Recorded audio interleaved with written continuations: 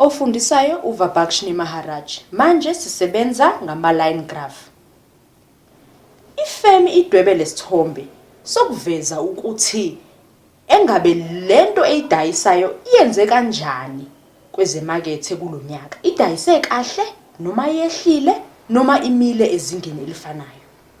Lapho uyabona ke kwama x-axis ethu sibhaleliwe izinyanga zonyaka. Sisuka lapha kuJuly siyogcina kubani kuJune.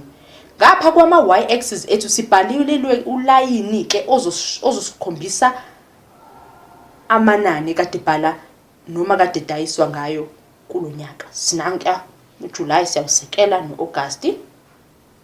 Kwanyuka hayi bekunyuka impela ngoMarch. Kuyasikhombisa ukuthi kudayise kanjani. Nayo siyambona noSeptember uthe ukwehla awufani noAugust.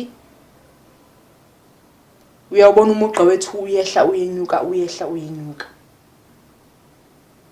Ukhombisa ukuthi inani belehla lenyuka inyanga njengoba bezihamba zehluka zonyaka. Umbuzo wethu kodwa uthi ngabe inani lenyukile yini noma lehlile noma libe sezingeni elifanayo yini ngonyaka. Masiyihlaziya siyabona ukuthi khona la kwehluka khona uMarch hayi ubuphezulu kakhulu impela.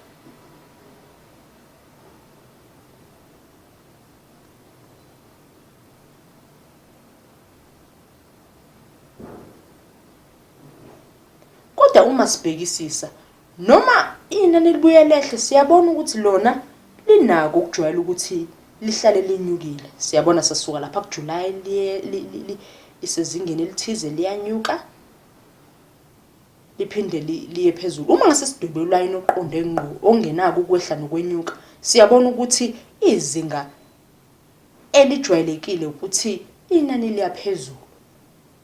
Noma kade sisuka lapha kuMarch liphezulu kakhulu basifika kuJune selingathi lehlile kancane kodwa okujwayelekile ukuthi lenyuka. Ngakho ke impendulo yethu singasho ukuthi alimile inani ezingene elilodwa. Siyabona kube lime ezingene elilodwa ngabe ulayini uqondile. Siyabona ukuthi impendulo yethu singathi ukuthi liyenyuka inani.